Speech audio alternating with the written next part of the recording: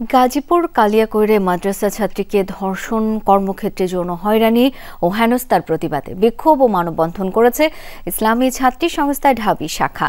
সকালে ঢাকা বিশ্ববিদ্যালয়ের রাজু ভাস্কর্যে এই প্রতিবাদ মানববন্ধন অনুষ্ঠিত হয়।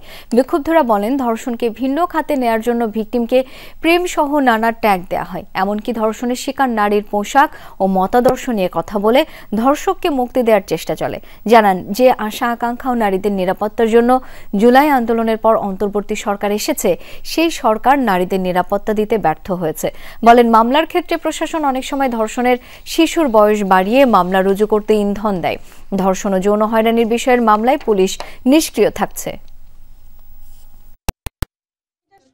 পরবর্তী সময়ে আমরা গাজীপুরের 13 বছরের শিশুকে ধর্ষণের ঘটনাকে কিভাবে অন্যদিকে মোড় নেওয়ানোর চেষ্টা করা হচ্ছে, অথচ যেখানে উচিত ছিল সবাই মিলে সুষ্ঠু তদন্তের মাধ্যমে একটি বিচার নিশ্চিত করা। একটি দেশে এবং সমাজে যখন নারীদের নিরাপত্তা এবং মর্যাদা প্রতিষ্ঠিত করা সম্ভব না হয়, তখন ওই দেশের শাসন ব্যবস্থা, আইন ব্যবস্থা, প্রশাসনিক কাঠামো সবকিছু প্রশ্নবিদ্ধ হয়।